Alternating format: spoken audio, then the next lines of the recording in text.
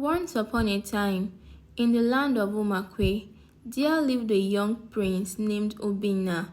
Prince Obina was kind-hearted, brave, and wise beyond his years.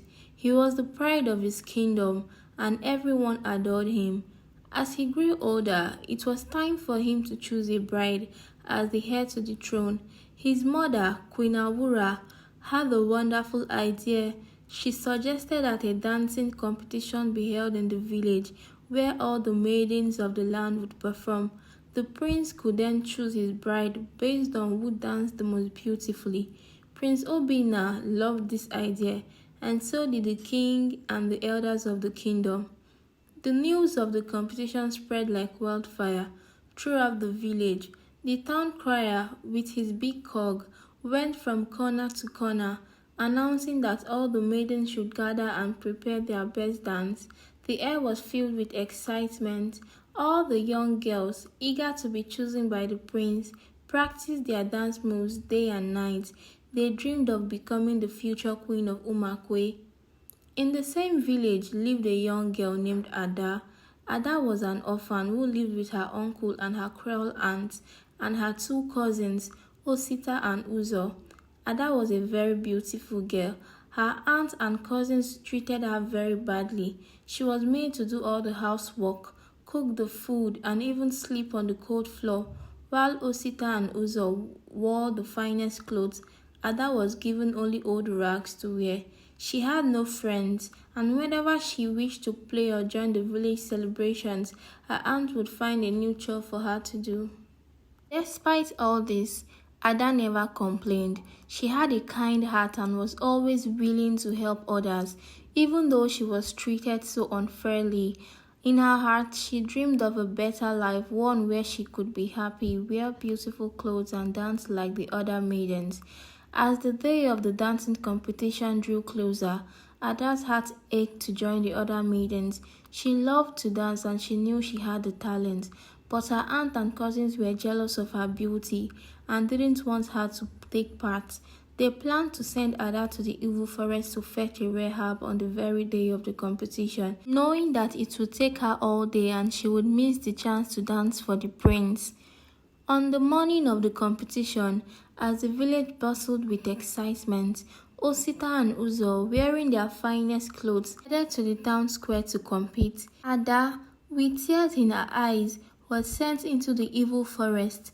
The forest was a scary place, full of dark trees and strange noises. But Ada, brave as she was, set off in search of the herb.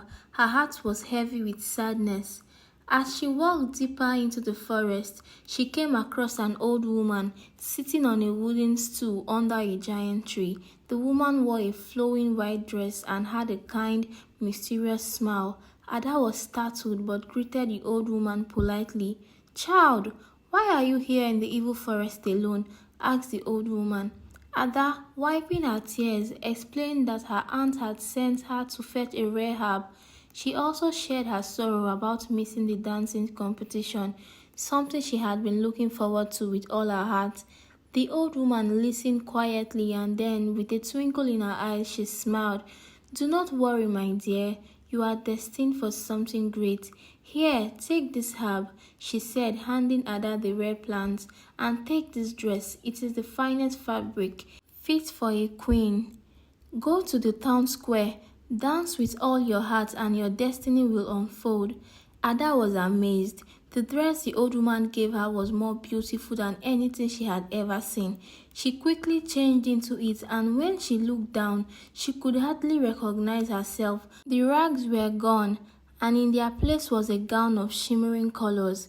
The old woman disappeared as mysteriously as she had appeared, leaving Ada to wonder if it had all been a dream. Without wasting any more time, Ada ran as fast as her leg could carry her. She reached to the town square just as the competition was about to end. The drums were beating and the maidens were performing their final dances.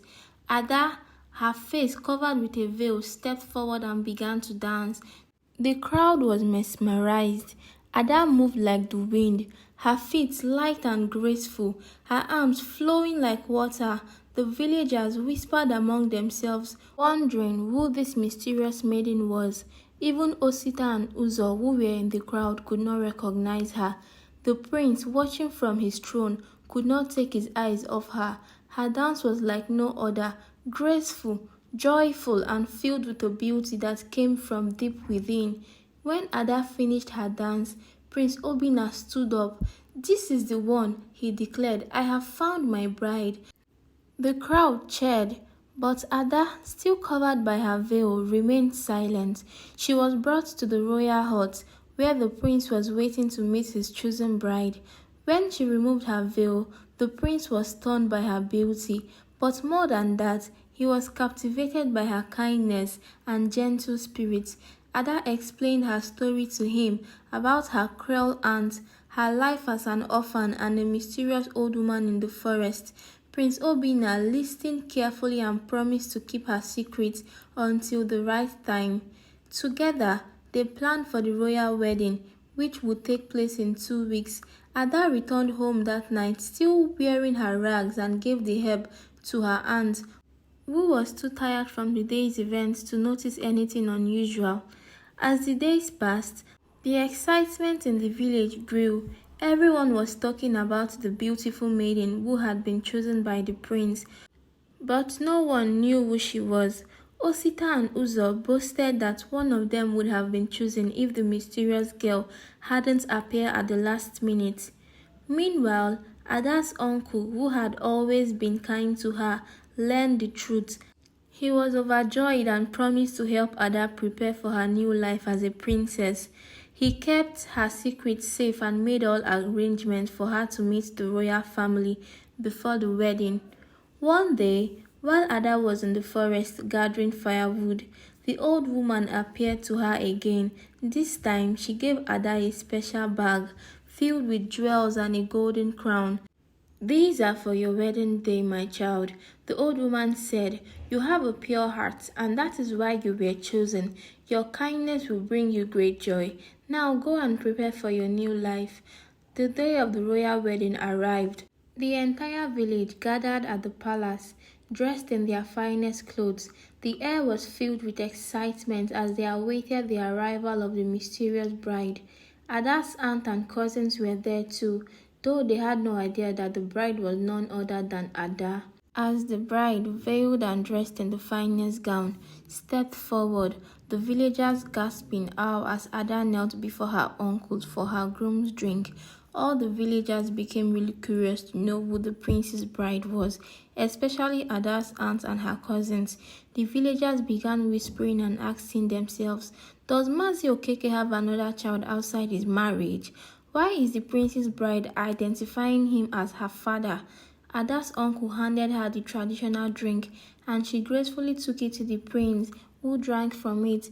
Then together they approached the king and queen for their blessings. Finally, it was time to unveil the bride.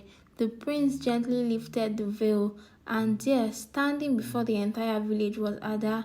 The crowd gasped in awe as they realized the beautiful bride was none other than Ada, the orphan girl who had been treated so poorly by her own family.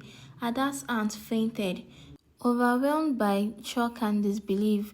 Her cousins, Osita and Uzo, stood frozen, their faces pale with embarrassment and confusion. The villagers murmured among themselves, astonished that the girl they had all overlooked was now the future queen. Prince Obina, smiling proudly, held Ada's hand as he looked into her eyes with love and admiration. "This is my wife," he declared to the crowd, "the one who captured my heart with her grace, her beauty, and her kindness."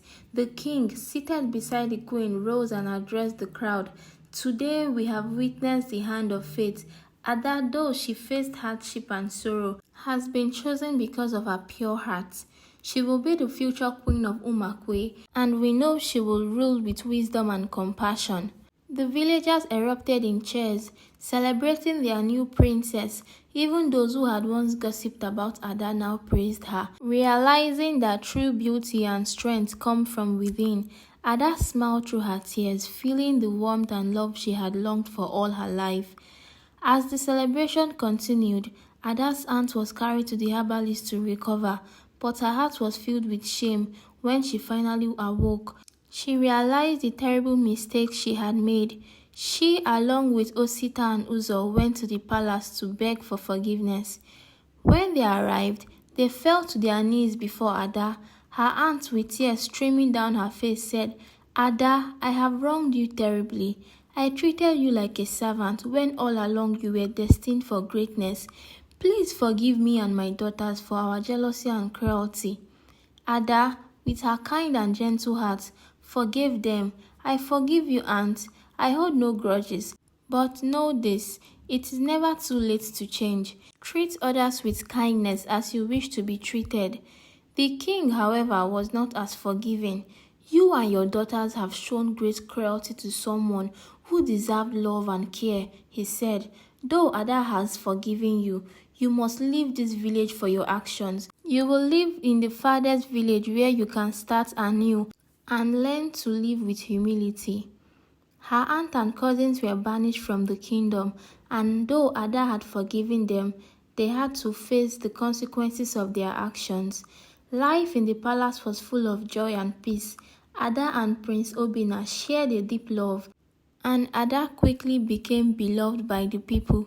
She was a princess who cared for the poor, the orphans, and the weak. She made sure no child in the village would ever feel the way she did when she was an orphan. 1 year later, Ada gave birth to 3 beautiful children, 2 boys and a girl. The kingdom celebrated the birth of the royal children with great joy. Prince Obina, who adored Ada, often said that his heart was full because of her love and strength. Ada's uncle, who had always been kind to her, was blessed by the king with land and wealth, and he lived comfortably for the rest of his days. Ada never forgot the kindness he had shown her, and she made sure he was taken care of just like a father.